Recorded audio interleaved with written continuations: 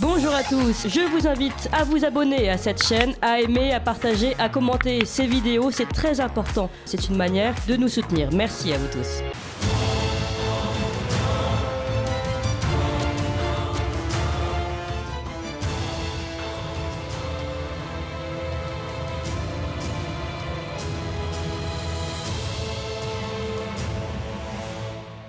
Alors depuis quelques années, le phénomène trans s'invite dans le débat public. Alors débat autour de la mention du sexe ou du genre sur les cartes d'identité, remboursement par la sécurité sociale des médicaments et opérations de transition, les enfants peuvent-ils choisir leur sexe, les personnes trans peuvent-ils participer aux concours sportifs de leur nouveau genre. Alors le mensuel Élément a décidé d'en faire sa une, le phénomène trans, le grand dérèglement. Et pour en parler, nous sommes avec des journalistes d'Élément ce matin. Nous sommes avec François Bousquet. Bonjour François Bousquet. Bonjour Corentin, bonjour Valentin, bonjour tout le monde. Alors vous nous connaissez, vous êtes rédacteur en chef de la revue Léman, directeur de la Nouvelle Librairie, puis chroniqueur sur Ligne Droite. On vous retrouve tous les mercredis à 8h20. Nous sommes avec Pascal Esséric. Bonjour Pascal Esséric. Bonjour. Vous êtes directeur de la rédaction d'Éléments. Et nous sommes avec David Lépée. Bonjour David Lépée. Bonjour. Vous êtes rédacteur en chef de la revue Crisis, collaborateur régulier des revues Éléments et Front Populaire, et vous êtes éditeur du média en ligne Au fil de l'épée. Alors d'abord, je voulais revenir avec vous sur l'origine de ce mouvement trans. Vous le dites, François Bousquet, dans ce nouveau élément. Les trans abolissent tout, la biologie, le principe de réalité, le principe de non-contradiction, pilier de la philosophie, la barrière des espèces, la différenciation sexuelle. On peut être tout et le contraire de tout, c'est-à-dire rien. Alors, est-ce que c'est ça la philosophie de base de ce phénomène trans ? Rien, sûrement, enfin, il n'en ferait pas l'aveu. Nonobstant les changements que je pointais et les contradictions inhérentes au phénomène trans, il n'y a pas de changement de sexe. Le sexe est un principe génétique, on reste homme à vie, on est homme, on meurt homme, on est femme, on meurt femme. Mais de fait, oui, depuis 10 ans, il y a un emballement. Il y a 10 ans, rappelez-vous, les trans étaient encore aux marges de la société, il y avait des drag queens, il y avait des folles, ça je remonte même un peu plus en arrière, 20 ans, 30 ans, bref, il y avait tous les éléments qui participent à l'esprit de la fête, en particulier de la fête homosexuelle, mais jamais les trans ne s'étaient à ce point-là invités dans l'espace public, n'avaient à ce point-là colonisé l'espace public. On s'interroge assez souvent sur le phénomène d'accélération de l'histoire, mais assez peu sur le phénomène d'accélération du changement des mœurs. Et en 10 ans, il y a eu un changement des mœurs assez phénoménal. Et les trans se sont invités au cœur de l'agenda politique, pas seulement biologique, pas seulement culturel, mais politique. Et c'est devenu un phénomène de société à telle enseigne que nous avons appelé le dossier le grand dérèglement, faisant écho au grand remplacement de Renaud Camus. Le grand remplacement, c'est ce qu'on appelle un chrononyme. Un chrononyme, c'est comme la Belle Époque, l'Âge d'Or, etc. Eh bien, le grand dérèglement, qui est d'abord un grand dérèglement hormonal, mais pas seulement. Je parlais des mœurs, un grand dérèglement moral, et aujourd'hui, une des définitions possibles, parmi d'autres, le grand remplacement, etc., de l'époque. Donc on a souhaité s'intéresser au phénomène trans à partir d'un livre qui vient de paraître, d'un philosophe qu'on suit depuis à Éléments depuis 15 ans, qui est Dany Robert Dufour, qui a beaucoup travaillé sur les racines religieuses. Mais pas seulement, mais aussi religieuses, mais les racines aussi littéraires du capitalisme, qui a fait une généalogie du capitalisme. Un de ses livres a un titre phénoménal, c'est au lieu d'aimer son prochain, que le 11e commandement évangélique, eh bien, il dit que le commandement évangélique de notre époque, c'est baise de ton prochain. Et il vient de sortir au Cherche Midi un livre qui s'appelle Le phénomène trans, qui est un livre assez drôle, qui va au fond des choses. Et ça a servi de pivot à la constitution, à la construction de notre dossier consacré au phénomène du transsexualisme. Et justement, on verra le lien entre capitalisme et transsexualisme par rapport à ce livre de Dany Robert Dufour. Je voulais revenir avec vous, David Lépée, justement, sur l'idéologie de genre et l'idéologie transsexualiste, qui est évidemment aussi, comme le mouvement LGBT, même si on y reviendra tout à l'heure, où il y a des conflits dans la communauté même LGBT, qui est toujours cette dichotomie oppressé-oppresseur, et qu'il faut détruire donc le père, l'homme, le mâle blanc hétérosexuel. Oui, tout à fait, c'est effectivement une dialectique qui s'exprime uniquement en termes de rapport de domination réel ou imaginaire. Néanmoins, ces rapports de domination ont un côté où tout se centre-phagocyte et ça crée une espèce de purge interne permanente. Alors notamment, il y a ce phénomène dont on parle beaucoup, qui est la lutte, une lutte interne au progressisme en fait entre les féministes classiques et notamment les féministes de tradition française républicaine et universaliste face aux trans. Alors les enjeux de cette lutte sont assez évidents puisqu'on part du principe que le féminisme a besoin, comme toute idéologie, d'un sujet historique assez facile à définir, en l'occurrence les femmes. Si ce sujet historique disparaît à force de déconstruction, eh bien le féminisme perd son sens, sans parler du fait que certaines féministes y voient dans l'idéologie trans un petit peu la dernière ruse d'un certain patriarcat retors qui, à travers des hommes se faisant passer pour autre chose qu'ils sont, cherche encore à gratter des prérogatives. Et il faut reconnaître que cette interprétation n'est pas dénuée de fondement. Par ailleurs, de manière un petit peu plus profonde et moins visible, il y a une autre contradiction qui se fait jour au sein de la déconstruction entre cette nouvelle vague trans et la vague précédente qui était la vague présente depuis une bonne dizaine d'années, mais philosophiquement depuis un peu plus longtemps, qui est celle de ce qu'on appelait la théorie du genre, le gender fluid, c'est-à-dire le fait, l'imaginaire au pouvoir, quelque part, le fait de pouvoir se définir comme étant à peu près ce qu'on veut. Et c'était cette époque où on dit aux petits garçons, tu as le droit de porter une robe et de jouer à être une princesse. Désormais, on lui dit non, si tu veux jouer à être une princesse, va jusqu'au bout de ta démarche et passe par la case bistouri. Donc il y a un retour de l'essentialisme, mais pas du naturalisme, de l'essentialisme dans la mesure où il s'agit plus du tout d'imaginer un changement, mais de le faire advenir par la chirurgie, tout en continuant de déclarer la guerre à la nature, mais cette fois de manière beaucoup plus radicale. Justement, oui, on est passé du transgenreisme, enfin en tout cas le transgenreisme perd petit à petit du terrain au profit du transsexualisme. On verra la différence entre ces deux termes. Mais alors, il y a vraiment quelque chose que j'ai découvert dans ce journal d'éléments, c'est que au sein même de la communauté LGBT, c'est pas tout rose. Hein. Évidemment, entre les L, les B, les G et les T, il y a des frictions, parce qu'on pourrait voir comme ça que c'est, entre guillemets, que c'est un ennemi commun et que finalement, ils partagent tous les mêmes convictions. Et ce qu'on apprend, notamment avec Marie-Jo Bonnet, qui faisait partie qui existe toujours, les Gouines Rouges. Est-ce que ça existe toujours parce qu'elle est série? Non, ça c'est un peu limité. Oui. Et voilà, le phénomène, ce que vous l'avez expliqué, François Bousquet, donc le phénomène trans était marginal au début des années 70, même au sein du mouvement LGBT. Et aujourd'hui, ce que condamne Marie-Jo Bonnet, c'est qu'aujourd'hui, ça a pris la place, entre guillemets, des L et des G. Alors, ce que Marie-Jo Bonnet, pour la situer, c'est donc une ancienne du MLF et la fondatrice des Gouines Rouges. Depuis une vingtaine d'années, elle fait une carrière d'historienne assez intéressante. Et ce qu'elle constate, c'est effectivement que dans l'ensemble de ce mouvement, les gays hommes prennent le pouvoir. Et donc c'est en ce sens que elle dit qu'il n'y a plus il ne reste plus que les G et les T finalement, que le L, donc pour lesbiennes, sont exclus du mouvement, et que tout le reste, vous savez, LGBTQI oui.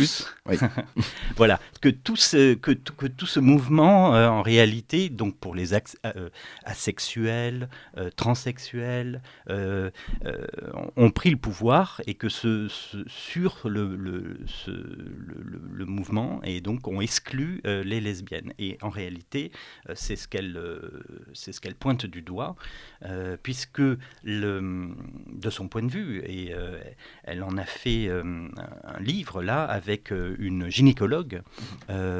Donc son livre, c'est Quand les filles deviennent des garçons. Elle l'a fait avec la gynécologue Nicole Attea. Elle est allée à la rencontre des transitionneuses, c'est-à-dire elle a recueilli le témoignage de ces filles qui regrettent leur changement de sexe. Pourquoi ? Parce que en réalité, c'est un phénomène qui touche la transition. C'est un phénomène qui touche plus particulièrement les filles. Et donc, elle analyse ça comme et c'est là où ça devient, je trouve intéressant. Elle analyse ça comme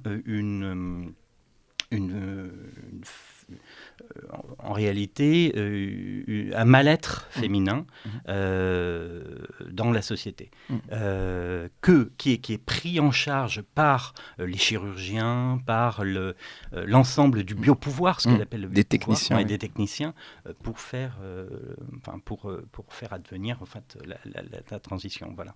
Oui, c'est ça. C'est-à-dire que, et aussi aujourd'hui, donc David Lépée, justement, je voulais revenir là-dessus, c'est-à-dire que dans le mouvement LGBT, c'est-à-dire les femmes sont à la fois des femmes, donc luttent pour avoir des droits en tant que femmes et aussi en tant qu'homosexuels, alors que ce qu'on reproche aux hommes, c'est qu'ils n'ont pas à se battre d'être des hommes.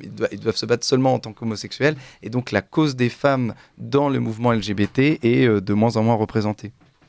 Il y a une espèce de hiérarchie, effectivement, des privilèges, c'est tout le principe un petit peu paradoxal de ce qu'on appelle l'intersectionnalité, c'est-à-dire jadis, dans d'autres cadres politiques, on parlait de convergence des luttes. Il s'agit un petit peu de ça, mais ces luttes sont motivées justement par des ressentis d'oppression, sans doute d'ailleurs souvent plus que des oppressions elles-mêmes. Et ces ressentis d'oppression peuvent se cumuler selon que vous ayez telle ou telle caractéristiques considérées comme des handicaps sociaux, que ce soit des caractéristiques ethniques, physiques, sexuelles, de genre, d'orientation. La belle idée de l'intersectionnalité, c'est que ça devrait permettre de tisser des ponts entre les opprimés supposés pour créer, un vaste front des damnés de la Terre. Sauf qu'en réalité, ce n'est pas du tout ça qui se passe, parce qu'on n'est pas du tout dans une dialectique de construction du commun, comme pourrait l'être toute cause politique de gauche ou de droite, mais au contraire, on est vraiment dans cette anthropologie libérale d'extension illimitée des revendications individuelles qui aboutissent, et on le voit bien dans le cadre de l'intersectionnalité, à une atomisation sans fin. Donc, en gros, ces oppressions, elles s'additionnent à l'échelle de l'individu, mais elles ne font pas école. Ce qui fait qu'il y a sans cesse ces règlements de compte, ces comparaisons de privilèges, ces espèces de moi aussi, moi davantage. Et c'est tout le problème, c'est que ça n'aboutira à rien politiquement, dans la mesure où on ne peut pas. On fait souvent des comparaisons avec des révolutions passées, comme la révolution culturelle chinoise, dont il y a beaucoup de caractéristiques similaires, notamment la culture de l'autocritique publique,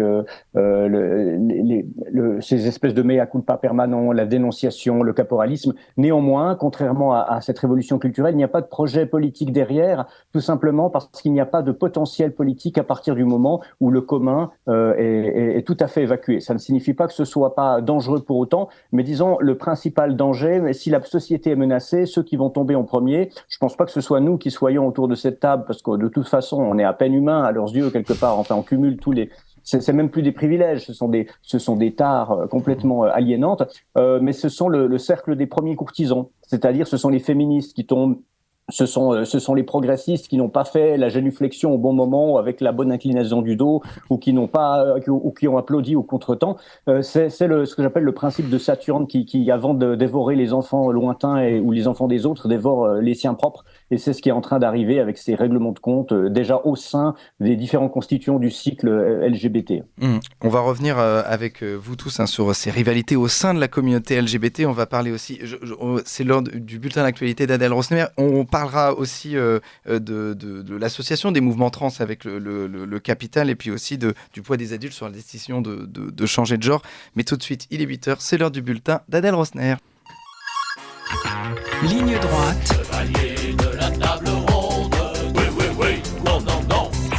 La table ronde. Alors, David Lépée, vous nous parliez de l'atomisation de plus en plus atomisée entre les L, les G, les B, les T, les Q, les plus, etc. Pascal et Céric, vous vouliez rebondir là-dessus ? C'est tout simplement pour aller dans ce sens-là.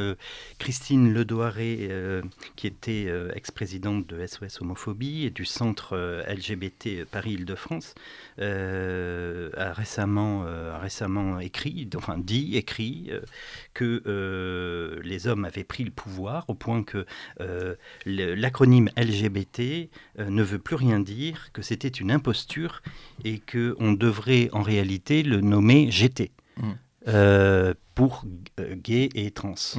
Parce que les L et tous les autres avaient été exclus. Voilà, c'est pour en contrepoint de ce qu'a dit David. David Lépée. Alors, François Bousquet, je voulais revenir sur un peu de définition, parce qu'on l'a dit tout à l'heure, c'est vrai que le transgenrisme, donc petit à petit, s'efface au profit donc transsexualisme. Alors, le transgenre, pour nos auditeurs, il faut remettre bien les termes à plat. Le transgenre, c'est « je suis ce que je veux être indépendamment de mon sexe biologique ». Bon, ça, c'est le transgenre. Et le transsexuel, c'est « je ne serai ce que je veux être qu'à partir du moment où j'ai modifié réellement mon corps ». Et ça, c'est un changement qui s'opère au sein même de la communauté LGBT. Oui, c'est un changement de paradigme. David Lépée, du reste, lui consacre un papier. Jusqu'à il y a quelques années encore, le mouvement féministe, à travers Judy Butler, le mouvement queer également, LGBT, faisait un travail surtout de désessentialisation. Il fallait surtout pas essentialiser. On attaquait et on déconstruisait les stéréotypes. Donc pour aboutir à la chose suivante, c'est qu'il n'y a plus d'assignation biologique, il n'y a que des choix performatifs, donc je suis ce que je dis que ce que je suis, donc si je suis un homme, si je dis que je suis une femme, je suis une femme. Et bien aujourd'hui, on revient aux stéréotypes les plus caricaturaux, la preuve par les trans, la preuve par ceux qui transitionnent, puisqu'ils adoptent les stéréotypes les plus singuliers de la féminité, en la surjouant quand on passe du côté masculin au côté féminin, et réciproquement, et vice-versa, à l'inverse, quand on passe de féminin, de femme à garçon. Oui, donc il y a eu un changement de paradigme qui est assez prononcé. Vous évoquiez également la question du capital, on va sûrement y revenir. Moi, ce qui me frappe dans ce phénomène, c'est que c'est quand même un phénomène au long cours de la déconstruction, et on arrive au terme de ce que Foucault appelait la propriété de soi, puisque pour Foucault et pour beaucoup de déconstructeurs, le capitalisme, en tout cas le libéralisme, sinon l'ultralibéralisme, eh bien son terme ultime, c'était la propriété du corps, de son corps, c'est mon corps m'appartient, le corps des féministes. Les femmes disaient mon corps m'appartient, non, votre corps ne vous appartient pas. Le corps appartient aussi à la société. Il y a un phénomène d'intersubjectivité qui est totalement nié. Et cette idée que mon corps m'appartient, en réalité, il ne m'appartient que pour être détruit, parce qu'on n'insiste jamais assez sur ce qu'est le transsexualisme. Non seulement c'est un dérèglement hormonal, mais c'est aussi un dérèglement chirurgical, avec ablation des seins, avec castration, avec pose de zizi en plastique, de vagin en plastique, la vaginoplastie, la phalloplastie. Donc c'est avant tout et d'abord une opération de destruction du corps. Et je crois que là, il faut s'intéresser à cette personne centrale qui est Michel Foucault. Il y a chez Michel Foucault un fond gnostique. Il y a chez Michel Foucault et chez les déconstructeurs une hostilité pour le corps. Il y a chez les déconstructeurs et les trans une hostilité pour le désir et pour le plaisir. Parce qu'un homme qui devient femme ne jouit plus. Il ne jouit plus. Une femme qui devient homme ne jouit plus. Donc on renonce également au principe de plaisir, au nom d'un caprice qui est celui des poupées. Donc ça nous interroge vraiment sur ce basculement vers, parce que c'est aussi un des termes de cette propriété de soi, vers le transhumanisme, qui est aussi un sujet qu'on ne fait qu'esquisser, puisqu'on peut considérer que les trans sont un peu l'avant-garde du transhumanisme. Donc ça nous interroge également sur la définition de l'homme. Qu'est-ce qu'un homme ? Est-ce qu'il reste encore de l'homme dans le trans ? Freud disait qu'il y a eu 3 grandes blessures narcissiques. La blessure de l'héliocentrisme, le soleil ne tourne pas autour de nous, de notre nombril. Première grande blessure. L'autre grande blessure, c'est Darwin. C'est que l'homme est un mammifère parmi d'autres.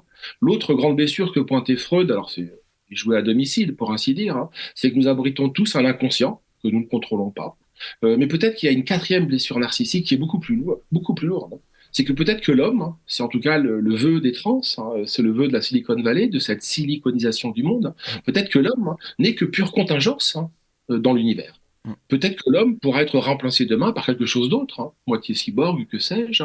Ce qui me fait dire, c'est que la thèse, l'antithèse qui aboutissait à la synthèse hegelienne, faut la revoir de fond en comble. On a la thèse aujourd'hui, on a l'antithèse, mais la synthèse, c'est la prothèse. Peut-être que demain, le monde qui s'offre à nous, ce sera un monde de pure prothèse.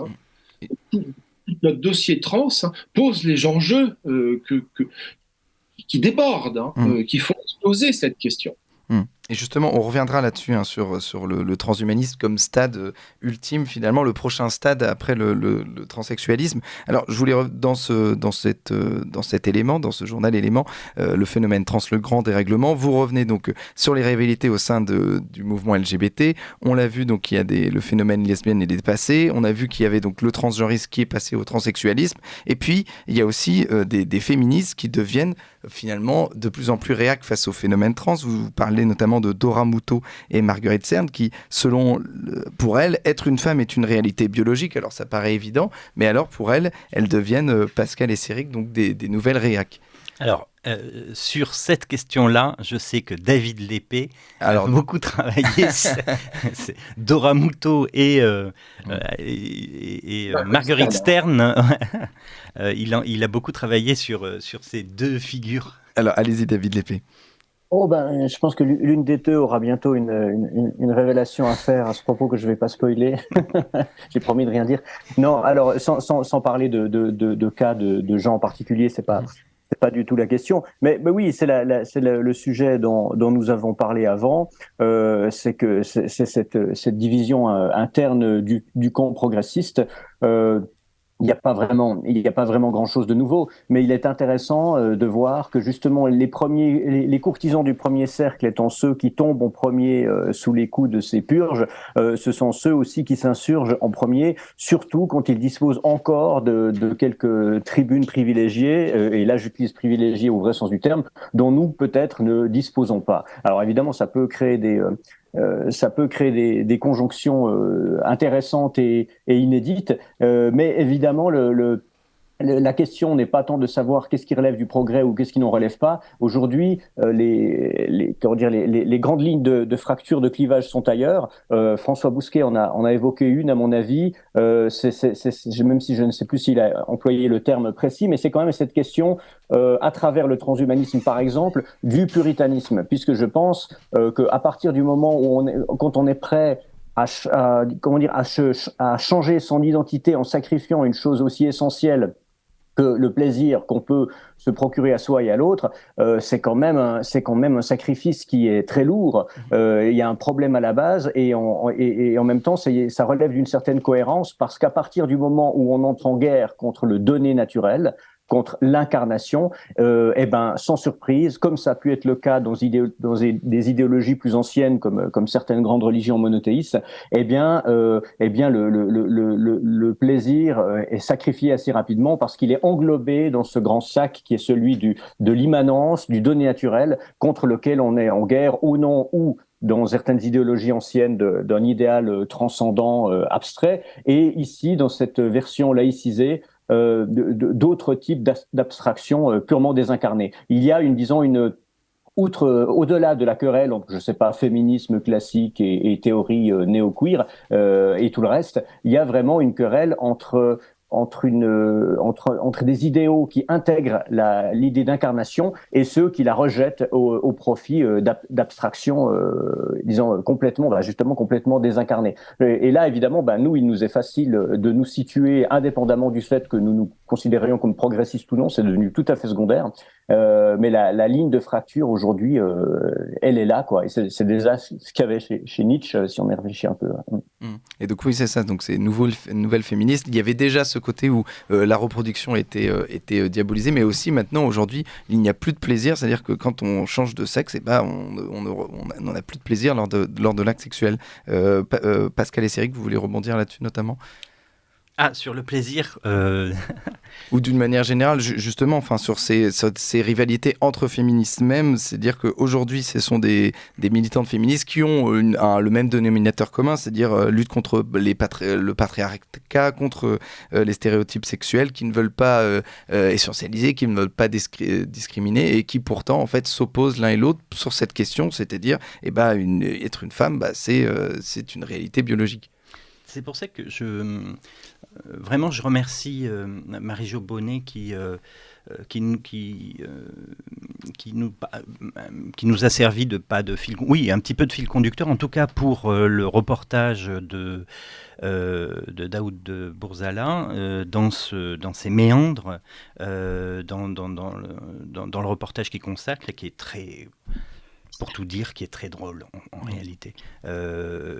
Et c'est ce qu'il faut retenir pour vous parler un petit peu des coulisses. On a pris beaucoup de plaisir, on s'est marré à faire ce dossier parce que à le lire, parce que c'est tout un monde, parce que toute une construction. Exactement, ouais. avec ce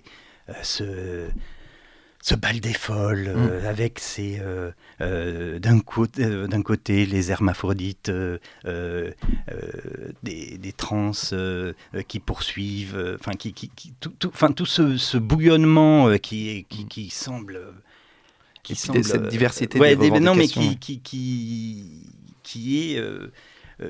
oui, c'est un bouillonnement totalement délirant, et dans lequel il faut remettre un petit peu de rationalité, essayer de voir qui est qui est quoi, qui fait quoi, etc. C'est la raison pour laquelle Dany Robert Dufour, dans son entretien, dit que avec beaucoup de justesse, qu'il faut réintroduire de l'humour là-dedans. Quand on aborde ce sujet-là, tout simplement parce que les femmes à barbe et les hommes enceints, il faut d'abord en rire. Voilà. Oui, justement, et Dany Robert Dufour, dans son livre Le phénomène trans, enfin en tout cas dans l'interview que vous lui donnez, est assez drôle là-dessus. Alors, tout ça, c'est drôle, c'est vrai, c'est différentes, toutes ces revendications, et puis ces différentes, ces femmes à barbe, comme vous disiez, les hommes enceints, les hommes les femmes qui ont obligé d'avoir un pénis à s'actionner avec une pompe pour avoir une érection. On peut penser que c'est drôle, mais il y a quand même dans votre dossier, dans ce journal Élément, le phénomène trans, le grand dérèglement, un dossier de David Lépée qui fait quand même peur. C'est notamment le poids des adultes sur la décision des enfants et des adolescents de changer de sexe. Parce que vous nous dites que évidemment, donc, dans les années 70, la gauche s'en cache bien, mais vantait, une partie de la gauche, pour être tout à fait honnête, vantait donc la pédophilie. Aujourd'hui, une partie de la gauche chante les bienfaits pour un enfant s'il se sent homme ou femme, alors qu'il est femme ou homme, de changer de sexe. Et ça, vous nous dites que... Comme aujourd'hui, avec les années 70, on se rendra compte plus tard de l'affront et puis de la violence qu'on a fait subir à ces enfants à ce moment-là. On risque effectivement de se retrouver confronté au même problème avec le même décalage historique, parce que ce qu'on remarque souvent dans les polémiques fréquentes qui reviennent sur la pédophilie, notamment concernant certaines personnalités, je ne sais pas, que ce soit les affaires Polanski, Matzneff et compagnie, on voit toujours ce discours un peu emprunté qui, tout en condamnant, atténue en partie la condamnation en parlant de décalage diachronique, en sous-entendant que dans les années, je ne sais pas, 70 voire 80, il y aurait eu une tolérance plus grande, ce qui n'est pas tout à fait vrai, parce que c'est moins un problème de décalage chronologique que de décalage de caste ou de milieu. Mais bon, néanmoins, c'est vrai que si disons, la sensibilité populaire n'a pas tellement évolué, celle de certains milieux s'est retournée à partir d'une certaine prise de conscience plus ou moins sincère. Bon, voilà, ce qui est fait est fait. L'ennui, c'est qu'on est en train de reproduire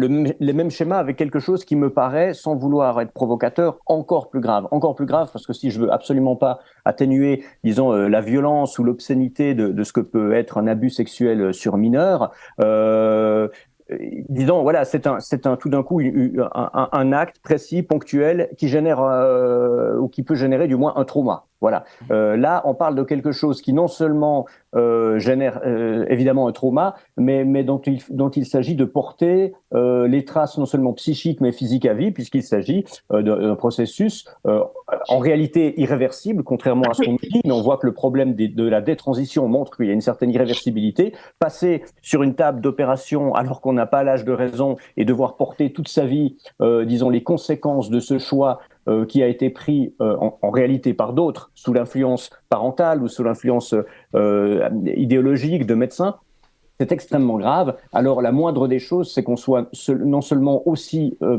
sévère qu'on l'est à l'égard de la pédophilie, mais plus encore, parce que là, à nouveau, comme il y a 40 ans ou 50 ans, eh bien l'indignation populaire, l'indignation des gens ordinaires face à ça, elle est intacte, mais on ne l'écoute pas.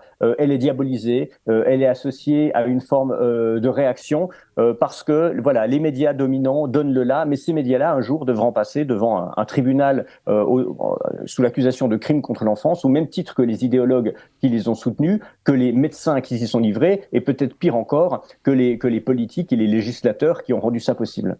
Oui, donc justement, ce que vous dites, c'est que cette idéologie, elle est vantée par des lobbies, par des médias, par des idéologues, et puis aussi par des médecins. Alors François Bousquet, ce qu'on apprend dans ce grand dossier sur la transsexualité, c'est qu'il existe des psys, alors des psys qui sont militants, qui accompagnent, qui donnent une caution scientifique, médicale à la transition de genre, et ce sont des psychiatres qui expliquent à des personnes en mal-être de genre, notamment à l'adolescent. À l'adolescent, on est tous en mal-être de genre, on va dire. Enfin, en tout cas, on est tous en mal-être, on découvre sa sexualité. Et donc, ces psychiatres expliquent que parfois, il faudrait commencer une mutilation sexuelle, finalement, pour se sentir mieux. Il y a même des législations en Europe, pas la France, qui autorisent la transition à l'âge de 16 ans, c'est-à-dire la prise de shoots hormonaux, d'ores et déjà, avec un accompagnement psychologique ou psychiatrique. Mais je n'ose dire psychiatrique puisque je tomberai sous le coup de la loi. Cela étant dit, il y a quelques psys qui se sont révoltés, rebellés, contre en particulier au Canada, qui est un pays pionnier sur tous les sujets qui sont les nôtres, les trans, les woke, etc. Malheureusement, bien sûr, enfin malheureusement pour ainsi dire, ils ont été rayés du Conseil de l'ordre des médecins canadiens et des psys canadiens. Je voudrais revenir sur ce que disait David. Oui, on est vraiment dans l'irréparable. Là, on est dans un processus qui est irréparable, irréversible. Moi, j'invite les gens qui nous écoutent ou qui nous suivent à aller sur TikTok pour regarder l'ablation des seins sur les jeunes filles, puisque 75% des ados qui transitionnent, ce sont des filles, étonnamment, pas des garçons. Alors que le phénomène de trans était juste, il y a encore 5 à 10 ans, un phénomène qui concernait surtout des garçons qui voulaient devenir des filles. Aujourd'hui, c'est l'inverse.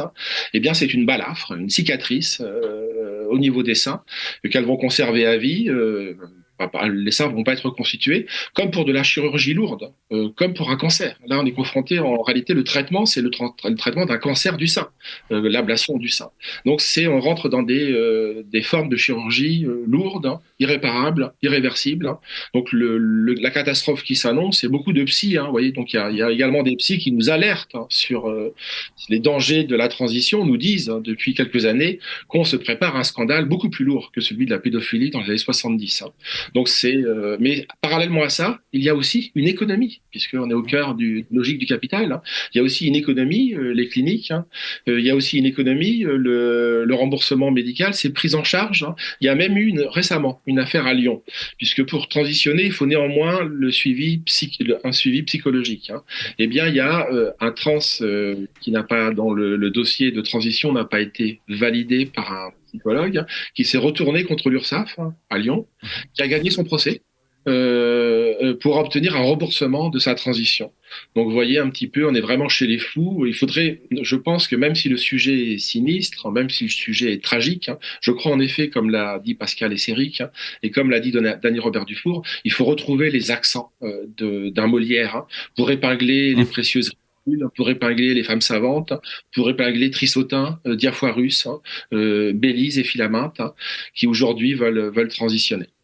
Oui, c'est ça. Et puis il faut retrouver de l'humour, mais en tout cas, c'est compliqué aujourd'hui parce que quand on dénonce évidemment ce phénomène trans, on est taxé d'homophobe, de transophobe aujourd'hui. C'est surtout que c'est devenu une économie puissante. Oui, voilà, c'est une économie puissante. Donc c'est ce que dit Dany Robert Dufour. Voilà, c'est le lien entre transsexualisme et capitalisme. Il y a toute une gamme d'objets manufacturés. Il y a une quantité incroyable de services marchands pour satisfaire tous les appétits du consommateur. Donc on lutte aussi contre ça. Et David Lépée, notamment, donc ce lien entre transsexualisme et capitalisme, il y a aussi un lien entre finalement la déprime, le fait qu'on ne soit jamais satisfait, et on explique donc qu'il y a des psy-trans-activistes qui vont nous expliquer si vous n'êtes pas bien, si vous n'êtes pas satisfait, il y a des techniciens qui peuvent faire en sorte que vous soyez donc que vous puissiez changer de sexe, et là vous allez pouvoir pleinement vous épanouir. Ben oui, puisque la seule émancipation possible dans cette lutte, aussi illusoire soit-elle, c'est une émancipation individuelle, et c'est pour ça que je vous parlais du caractère antipolitique et donc je dirais pas contre-révolutionnaire au sens historique, mais anti-révolutionnaire dans la mesure où ça ne peut pas déboucher sur une forme d'émancipation collective. Et ça, c'est dû à son inscription dans un paradigme complètement libéral, celui justement de cette atomisation et de cette extension illimitée des droits jusqu'à l'absurde. L'ennui, évidemment, on le voit. Je pense à une chaîne YouTube d'une militante féministe, enfin si on peut encore dire féministe entre guillemets, qui milite pour ce genre de choses. Et un observateur de cette chaîne remarquait simplement, en observant les miniatures des vidéos, que sur 2 ou 3 ans, que ça commençait avec le visage devant une webcam d'une assez jolie jeune femme, et que petit à petit, ses cheveux devenaient bleus, roses, son profil devenait émacié, ses yeux creusés, elle avait l'air de plus en plus mal, et ses dernières vidéos, c'était des tutoriels pour lutter contre les insomnies et assumer sa dépression. Ça paraît un petit peu anecdotique dit comme ça, mais assez souvent, malheureusement, c'est pour ça que je préfère on pourrait en rire effectivement comme Molière pourrait le faire, et on aurait beau jeu de le faire parce qu'on nous livre un comique sur un plateau, il suffit de se servir et en face il n'y a pas beaucoup de répondants côté humour. Je le fais par moment, mais en même temps j'ai une certaine pitié parce que je me rends bien compte que même si ces gens nous ennuient, nous agacent et nous détournent notre attention de problèmes plus sérieux, ils en sont néanmoins les premières victimes d'un processus qui, plus qu'un processus de destruction de la société que nous connaissons, est un processus d'autodestruction. Donc je pense, sans vouloir infantiliser qui que ce soit, qu'il faut les voir pas uniquement comme des adversaires idéologiques, mais comme des gens qui ont sérieusement besoin, peut-être non pas tant d'une psychanalyse, parce que visiblement ça ne marche pas dans leur cas, mais d'un retour au réel. Là, c'est peut-être le côté positif de la révolution culturelle dont je parlais avant. Normalement, si ça se passe comme en Chine, ça va finir à aller planter du riz pour revenir aux bonnes valeurs. Ça pourrait peut-être leur faire du bien. François Bousquet, je vous laisse le mot de la fin, la conclusion notamment sur Olivier Rey qui avait épinglé un propos de James Hughes, qui est donc ex-directeur exécutif de la World Transhumanist Association. Vous en avez parlé. Les transsexuels sont les troupes de choc du transhumanisme. Alors, est-ce que le transhumanisme, c'est le prochain stade du transsexualisme? C'est-à-dire qu'on va expliquer aux gens qu'aujourd'hui, ils ne sont pas bien parce que finalement, ils ont été assignés dans un homme de femme alors qu'ils ne sont pas hommes et femmes, et puis ils vont continuer à être frustrés, et puis on va leur dire finalement si vous êtes frustrés, c'est parce que vous n'êtes pas assez augmenté, et là on va pouvoir leur vendre, donc des techniciens vont pouvoir leur vendre donc une augmentation. Oui, on est peut-être à un stade expérimental de ce transhumanisme, qui est la grande chimère après laquelle court l'homme postmoderne. Est-ce que ce sera un homme augmenté? Ce dont nous venons parler là, c'est très précisément un homme et une femme diminués, puisque c'est un homme et une femme qui a été aliéné, qui a été amputé de sa dimension sexuelle. Alors, est-ce que ça préfigure le monde de demain? C'est probablement. Est-ce que nous aurons le temps d'arriver jusqu'à ce monde de demain? J'en suis beaucoup moins sûr. L'évolution, la théorie de l'évolution s'intéresse en particulier, chez Darwin, mais chez tous les darwiniens, à une évolution positive. Mais il y a également quelques chapitres qui échappent à la sagacité, de Darwin, qui est ce qu'on appelle les réversions évolutives. C'est-à-dire qu'il y a parfois, il arrive que des espèces s'enferment dans des impasses évolutives. Est-ce que nous ne sommes pas, nous, en train, humains, avec ce post-humanisme, en train de nous enfermer dans une impasse évolutive? La question se pose. Merci beaucoup François Bosquet. On rappelle que vous êtes rédacteur en chef de la revue Éléments, directeur de la Nouvelle Librairie. Demain, vous avez votre chronique sur Ligne Droite à 8h30, évidemment 8h20, 25. Merci à Pascal Esséric, vous êtes directeur de la rédaction d'Éléments. Merci à vous David Lépée, vous êtes rédacteur en chef de la revue Crisis, collaborateur régulier à Éléments et au Front Populaire, éditeur du média en ligne Au Fil de l'Épée. Et on invite tous nos auditeurs à vous procurer la dernière une d'Éléments, le phénomène trans, le grand dérèglement, disponible en kiosque et dans les bonnes librairies. Merci à tous.